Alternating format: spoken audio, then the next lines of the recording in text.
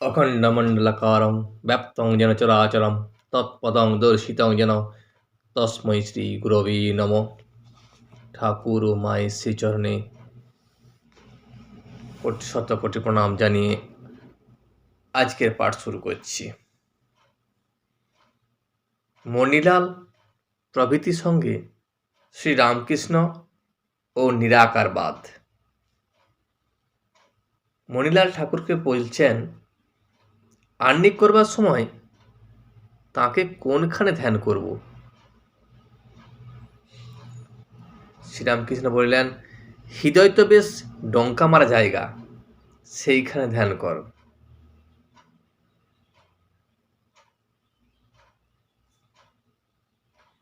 মণিলাল জানতে চেয়েছিলেন ঠাকুরের কাছে, যখন আহ্নিক করব তখন যে ধ্যান করবো সেই ধ্যানের জায়গাটা কোনখানে? যেখানে সেখানে তো ধ্যান করা যায় না, তাহলে ধ্যানের জায়গাটা কোনখানে? তখন ঠাকুর বললেন, ধ্যানের জায়গা হৃদয়ে। সব থেকে বড় ভালো জায়গা হৃদয়। হৃদয় থেকে তুমি যদি ধ্যান করতে পারো তাহলে সেইখানেই করো। বিশ্বাসই সব। হলধারীর নিরাকারে বিশ্বাস, শম্ভুর বিশ্বাস। মণিলাল ব্রহ্মজ্ঞানী, নিরাকারবাদী। ঠাকুর তাহাকে লক্ষ্য করিয়া বলিতেছেন, কুবির বলতো, সাকার আমার মা, নিরাকার আমার বাপ। কাকো নিন্দ কাকো বন্দ, দোনো পাল্লা ভারী। আর হলধারী দিনে সাকারে আর রাতে নিরাকারে থাকতো। তা যেভাবে আশ্রয় করো ঠিক বিশ্বাস হলেই হলো। সাকারেতেই বিশ্বাস করো আর নিরাকারেতেই বিশ্বাস করো, কিন্তু ঠিক ঠিক হওয়া চাই। বিশ্বাস যদি ঠিক ঠিক না হয়, ভক্তি যদি ঠিক ঠিক না হয়, তাহলে হবে না। সাকারই হোক নিরাকারই হোক, আসল কথা হলো তোমার বিশ্বাস চাই এবং মনের ভক্তি চাই, তবেই ঠিক ঠিক হবে। পূর্ব কথা। প্রথম উন্মাদ ঈশ্বর কর্তা না কাকতালীয়? শম্ভু মল্লিক বাগবাজার থেকে হেঁটে নিজের বাগানে আসতো। কেউ বলেছিল, অত রাস্তা কেন গাড়ি করে আসো না, বিপদ হতে পারে। তখন শম্ভু মল্লিক মুখ লাল করে বলে উঠেছিল, কি, আমি তার নাম করে বেরিয়েছি, আমার বিপদ? বিশ্বাসেতেই সব হয়।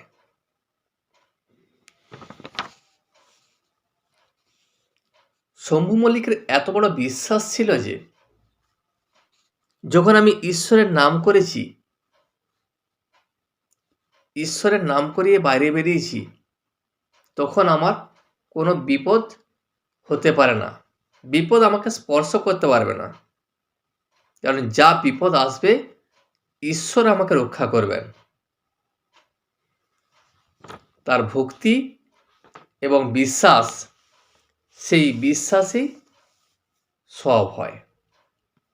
আমি বলতুম, অমুককে যদি দেখি তবে বলি সত্য, অমুক খাজাঞ্চি যদি আমার সঙ্গে কথা কয়, তা যেটা মনে করতাম সেইটাই মিলে যেত। মাস্টার ইংরেজি ন্যায়শাস্ত্র পড়িয়াছিলেন। সকালবেলা স্বপন মিলিয়া যায়। Coincidence of dream with actual events. এটি কুসংস্কার হইতে উৎপন্ন, এ কথাটি পাড়িয়াছিলেন। তাই তিনি জিজ্ঞাসা করিতেছিলেন। মাস্টারের মনে মনে বিশ্বাস হয়নি যে এই যে সকালবেলা বা ভোরে যে স্বপ্ন দেখা হয়, সেই স্বপ্ন কি সত্য হয় না এটা কোইন্সিডেন্স? এটা কি কুসংস্কার? তখন মাস্টার, আচ্ছা, কোনো কোনো ঘটনা মেলে নাই, এমন কি হয়েছে? ঠাকুর বলেন, না, সে সময় সব মিলত। সে সময় তার নাম করে যা বিশ্বাস করতাম তাই মিলে যেত। মণিলালকে বললেন, তবে কি জানো, সরল উদার না হলে এই বিশ্বাস হয় না। আমার যখন ভাব হতো প্রথম প্রথম, বা ঠাকুরের প্রতি প্রেমোন্মাদ হতো, তখন আমি যা ভাবতাম আমার তাই মিলে যেত। আমি যা বিশ্বাস করতাম তাই হতো। সবারই তাই হওয়ার কথা, কিন্তু বিশ্বাস চাই, তার উপর উদারতা চাই। মন উদার, সরল এবং বিশ্বাস হলে তাহলেই হয়। হাড় পেকে, কঠোর চোখ, টেরা, এরকম অনেক লক্ষণ আছে, তাদের বিশ্বাসে সহজে হয় না। দক্ষিণে কলা গাছ, উত্তরে পুই, একলা কালো বিড়াল কি করব মুই। তখন সকলে হাসিতে লাগিলেন। ভগবতী দাসীর প্রতি দয়া, শ্রীরামকৃষ্ণ ও সতীত্ব ধর্ম। সন্ধ্যা হইল, দাসী আসিয়া ঘরে ধুনা দিয়া গেল। মণিলাল প্রভৃতি চলিয়ে যাবার পর দুই একজন ভক্ত এখনো আছেন। ঘর নিস্তব্ধ, ধুনার গন্ধ। ঠাকুর ছোট খাটটিতে উপবিষ্ট, মার চিন্তা করিতেছেন। মাস্টার মেঝেতে বসিয়া আছেন, রাখালও আছেন। কিয়ৎক্ষণ পরে বাবুদের দাসী ভগবতী আসিয়া দূর হইতে প্রণাম করিল। ঠাকুর বসিতে বলিলেন। ভগবতী খুব পুরাতন দাসী, অনেক বৎসর বাবুদের বাড়িতে আছে। ঠাকুর তাহাকে অনেকদিন ধরিয়া চিনেন। প্রথম বয়সে স্বভাব ভালো ছিল না, কিন্তু ঠাকুর দয়ার সাগর, পতিত পাবন, তাহার সহিত অনেক পুরনা কথা কইতেছেন। ঠাকুর জানতেন যে ভগবতী দাসীর যখন কম বয়স ছিল তখন তার স্বভাব খুব একটা ভালো ছিল না, কিন্তু দীর্ঘদিনে বাবুদের বাড়ির দাসী বলে ভালোভাবেই ঠাকুর তাকে চিনতেন। অতএব ঠাকুর তো পতিত পাবন, সেই জন্য সেই দাসীকে সেখানে বসিতে বলিলেন এবং তাহার সহিত কথা বলিতেছেন। পুরনো সব কথাবার্তা ঠাকুর দাসীর সহিত কহিতেছেন। শ্রীরামকৃষ্ণ, এখন তো বয়স হয়েছে, টাকা যা রোজগার করলি সাধু বৈষ্ণবদের খাওয়াচ্ছিস তো? ভগবতী ঈষৎ হাসিয়া তার কি করে বলবো। ঠাকুর আবার বললেন, কাশী বৃন্দাবন এসব হয়েছে, অনেক তো টাকা রোজগার করেছিস, সেই সব টাকা দিয়ে কি করছিস? সাধু বৈষ্ণব এদেরকে খাইয়ে একটু পুণ্য করবি এবং কাশী বৃন্দাবন ঘুরে আসবি, এসব কি করেছিস? ভগবতী ঈষৎ সংকুচিত হইয়া, তার কি করে বলবো, একটা ঘাট বাঁধিয়ে দিয়েছি, তাতে পাথরে আমার নাম লেখা আছে। বলিস কি রে? ভগবত বললেন, হ্যাঁ, নাম লেখা আছে শ্রীমতী ভাগবতী দাসী। শ্রীরামকৃষ্ণ ঈষৎ হাসিয়া বলিলেন, বেশ বেশ। এই সময়ে ভগবতী সাহস পাইয়া ঠাকুরকে পায়ে হাত দিয়া প্রণাম করিল। বৃশ্চিক দর্শন করিলে যেমন লোক চমকিয়া উঠে ও অস্থির হইয়া দাঁড়াইয়া পড়ে, শ্রীরামকৃষ্ণ সেইরূপ অস্থির হইয়া গোবিন্দ গোবিন্দ এই নাম উচ্চারণ করিতে করিতে দাঁড়াইয়া পড়িলেন। ঘরের কোণে গঙ্গাজলের একটি জ্বালা ছিল, এখনো আছে। হাঁপাইতে হাঁপাইতে যেন ত্রস্ত হইয়া সেই জ্বালার কাছে গেলেন। পায়ের যেখানে দাসী স্পর্শ করিয়াছিল গঙ্গাজল লইয়া সেই স্থান ধুইতে লাগিলেন। ভগবতী দাসী যখন ঠাকুরের পায়ে হাত দিয়া প্রণাম করিল, ঠাকুর চমকিয়া উঠিল এবং ঠাকুরের মনে হল ঠাকুরের ওই জায়গাটা যেন অপবিত্র হয়ে গেল। বৃশ্চিক দংশন করিলে ঠিক যেমন ধরনের হয়, ঠাকুরও ঠিক সেই ধরনের করিতে লাগিলেন এবং গোবিন্দ গোবিন্দ বলিতে লাগিলেন। তারপর গঙ্গাজল স্পর্শ করিয়া সেই জায়গায় দিলেন। দু একটি ভক্ত যাহারা ঘরে ছিলেন তাহারা অবাক ও স্তব্ধ হইয়া এক দৃষ্টে এই ব্যাপার দেখিতেছেন। দাসী জীবনমিতা হইয়া বসিয়া আছে।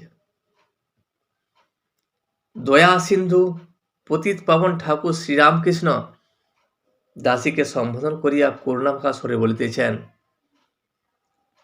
তোরা অমনি প্রণাম করবি, অর্থাৎ দূর থেকে প্রণাম করবি, আমাকে ছুঁয়ে প্রণাম কখনো করিস না। এই বলিয়া আবার আসন গ্রহণ করিয়া দাসীকে ভুলাইবার চেষ্টা করিতেছেন। বললেন, একটু গান শোন। তাহাকে গান শুনাইতেছেন। মজল আমার মন ভ্রমরা শ্যামাপদ নীল কমলে, শ্যামাপদ নীল কমলে, কালীপদ নীল কমলে। আমার যে মন, এই মন ভ্রমর যেমন মজে যায় বিভিন্ন ফুলে, ঠিক সেরকম আমার মন শ্যামাপদর নীল কমলে মজে গেছে, কালীপদর নীল কমলে মজে গেছে। কৃষ্ণ কালী দুজনেরই পায়ে পদ্মে আমার মন মজে গেছে। যত বিষয় মধু তুচ্ছ হলো, কামাদি কুসুম সকলে, চরণ কালো ভ্রমর কালো, কালোয় কালোয় মিশে গেল। এই বিষয় আশয় টাকা কড়ি সোনা দানা কিছু আমার ভালো লাগে না। কাম টাম সব আমি, কামনা বাসনা সমস্ত কিছু আমি তুচ্ছ করে দিয়েছি। শুধু মায়ের যে ভ্রমর কালো চরণ, সেই চরণে আমি মিশে গেছি। তাই পঞ্চতত্ত্ব প্রধান মত্ত রঙ্গ দেখে ভঙ্গ দিলে, কমলাকান্তের মনে আশাপূর্ণ এতদিনে সুখ দুঃখ সমান হলো আনন্দ সাগর উথলে। এতদিনে কমলাকান্তের আশা পূর্ণ হলো, সুখ দুঃখ সবই সমান হয়ে গেছে, আনন্দের সাগর বয়ে উঠেছে। শ্যামাপদ আকাশে মন ঘুড়িখানা উড়িতেছিল, কলুষের কুবাতাস পেয়ে গোপ্তা খেয়ে পড়ে গেল। এই আকাশে মন ঘুড়িখানা, মনটা ঘুড়ির মতো উড়তেছিল এবং সেখানে খারাপ একটা বাতাস এসে গোপ্তা মেরে সে ঘুড়িটাকে মাটিতে ফেলে দিল। মায়া কান্না হলো ভারী, আর আমি উঠাতে নারী। এ সংসার মায়ায় তাকে ঘিরে ফেলল, তাকে আর আমি উঠাতে পারছি না। দ্বারা সুত কলের দড়ি ফাঁস লেগে সে ফেসে গেল। জ্ঞান মুন্ডু গেছে ছিঁড়ে, উঠিয়ে দিলে অমনি পড়ে। এমনভাবে সে ফাঁস লাগার মতো আটকে গেছে, তার মুন্ডুটাই ছিঁড়ে গেছে, তার জ্ঞান চলে গেছে, তার মধ্যে বিবেক জ্ঞান এসব আর নাই। তাকে উঠিয়ে দিলেও সে আবার পড়ে যায়। মাথা নাই, সে আর কি উড়ে? সঙ্গে 6 জন জয়ী হলো। যার মাথা নাই সে কি উড়তে পারবে? সে ঘুরে আর উড়বে না। সঙ্গে যে 6 রিপু ছিল, সেই 6 রিপু তখন জয়ী হলো। সেই ঈশ্বরের ধ্যান আর করতে পারবে না, ঈশ্বরকে ভালোবাসতে পারবে না। তাকে মায়ায় 6 রিপুয়ে জড়িয়ে ধরেছে। ভক্তি ডোরে ছিল বাঁধা, খেলতে এসে লাগলো ধাঁধা। নরেশচন্দ্রের হাসা কাঁদা, না আসা এক ছিল ভালো। যার মনে এত ভক্তি ছিল, সে ভক্তি ডোরে বাঁধা ছিল, সে এখানে খেলতে এসে, এই পৃথিবীতে খেলতে এসে হেসে কেঁদে সব একরকম হয়ে গেল। তার না আসায় ভালো ছিল। আপনাতে আপনি থেকো মন, যেও না কো কারো ঘরে, যা চাবি তাই বসে পাবি, খোঁজো নিজ অন্তঃপুরে। কোথাও তোমার যাওয়ার দরকার নাই, নিজের মধ্যে ঈশ্বরকে খোঁজো। নিজে নিজেই যদি ঈশ্বরকে খুঁজতে পারো, সেখানে যা চাবে তুমি সেটাই পাবে। সেই জন্য তোমাকে বাইরে ঘুরে তাকে খোঁজার দরকার নাই। তোমার মধ্যেই ঈশ্বর আছে, তাকে জাগিয়ে তোলো। পরম ধনী এই পরশমণি, যা চাবি তাই দিতে পারে। কত মণি পড়ে আছে আমার চিন্তামণির নাচ দুয়ারে। তোমার ভিতরে যে ঈশ্বর আছে সে পরশমণি, তাকে তার কাছে যা চাইবে সে তাই তোমাকে দিতে পারবে। আমার এই চিন্তামণির কাছে কত মণি পড়ে আছে, তুমি চাইলেই সে তোমাকে দিতে পারে। দক্ষিণেশ্বরে ভক্ত সঙ্গে ঠাকুর শ্রীরামকৃষ্ণ। ঠাকুর শ্রীরামকৃষ্ণের প্রথম প্রেরণার কথা। আজও অমাবস্যা, মঙ্গলবার, ইংরেজি 5ই জুন 1883 খ্রিস্টাব্দ। শ্রীরামকৃষ্ণ কালীবাড়িতে আছেন। রবিবারই ভক্ত সমাগম বেশি হয়। আজ মঙ্গলবার বলিয়া বেশি লোক নাই।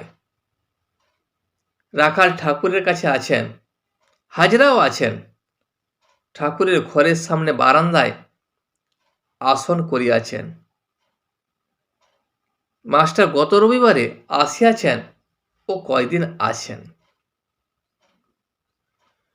সোমবার রাত্রে মা কালীর নাট মন্দিরে কৃষ্ণযাত্রা হইয়াছিল। ঠাকুর খানিকক্ষণ শুনিয়াছিলেন। এই যাত্রা রবিবার রাত্রে হইবার কথা ছিল, কিন্তু হয় নাই বলিয়া সোমবার হইয়াছে। মধ্যাহ্নে খাওয়া দাওয়ার পর ঠাকুর নিজের প্রেমোন্মাদ অবস্থা আবার বর্ণনা করিতেছেন।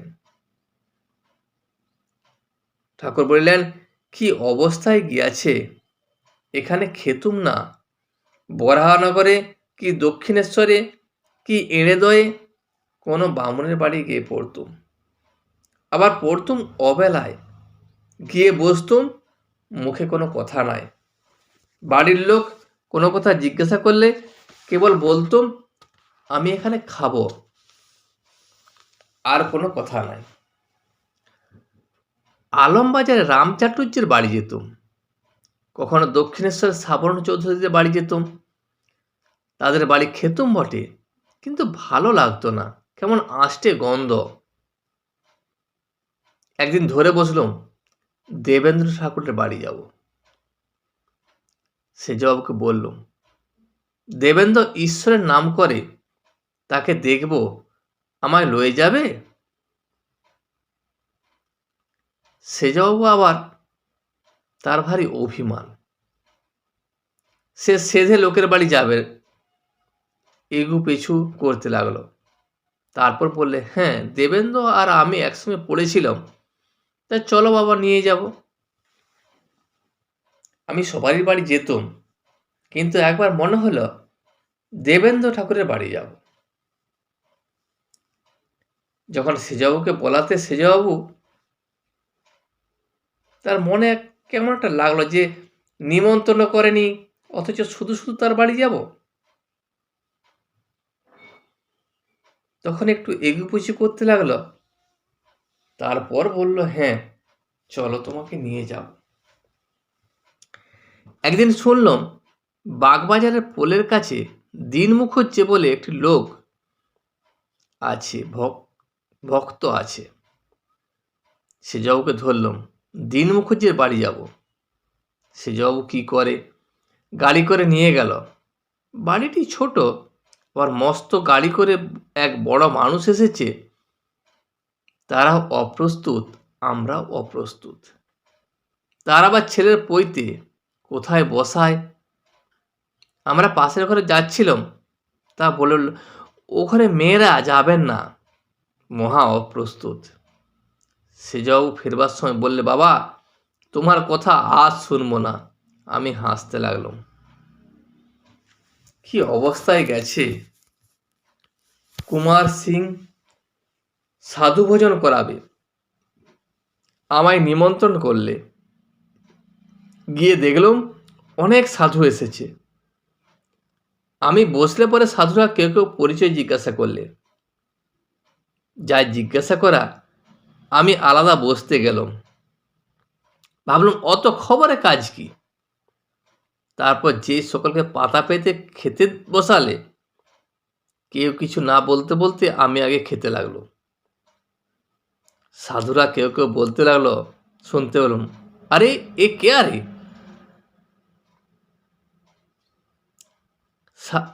কুমার সিং বিভিন্ন সাধুদের ভোজন করা বলে সমস্ত সাধুদের নিমন্ত্রণ করেছিল, এবং সেই সাধুদের সঙ্গে আমাকেও নিমন্ত্রণ করেছিল। আমি সেখানে গেছিলাম। যখন যে সাধুদের সঙ্গে বসে আছি, অন্যান্য সাধুরা আমাকে আমার পরিচয় জিজ্ঞাসা করলো, কিন্তু আমার পরিচয় তাদের প্রয়োজনটা কি? আমার এত খবরে তাদের কি আসে যায়? আমি কি করলাম, সেখান থেকে একটু আলাদাভাবে যে বসলাম। তারপর যখন খাবার দিল, একসঙ্গে বসে সব খেতে লাগলাম। তখন কেউ কিছু বলার আগেই খাবার পাতে পড়তে আমি খেতে লাগলাম। সাধুরা তখন বলতে লাগলো, এ কে রে, কোথা থেকে এসেছে? পাতে খাবার পড়তেই খেতে লাগলো। আমার তখন এই অবস্থা হতো, আমি নিজেও জানতে পারতাম না আমি কি করছি। আজ এই পর্যন্তই। ভিডিওটি শেষ পর্যন্ত দেখার জন্য আপনাকে অসংখ্য ধন্যবাদ। ভিডিওটি যদি আপনার ভালো লেগে থাকে তাহলে একটা লাইক, কমেন্ট এবং বন্ধুর সাথে শেয়ার করে দেবেন। সাবস্ক্রাইব করে পাশে থাকা বেল আইকনটি বাজিয়ে দেবেন, যাতে আপনাদের নতুন ভিডিওগুলি সর্বপ্রথম আপনার কাছে পৌঁছে যায়। জয় শ্রী রামকৃষ্ণ, জয় শ্রী রামকৃষ্ণ, জয় শ্রী রামকৃষ্ণ।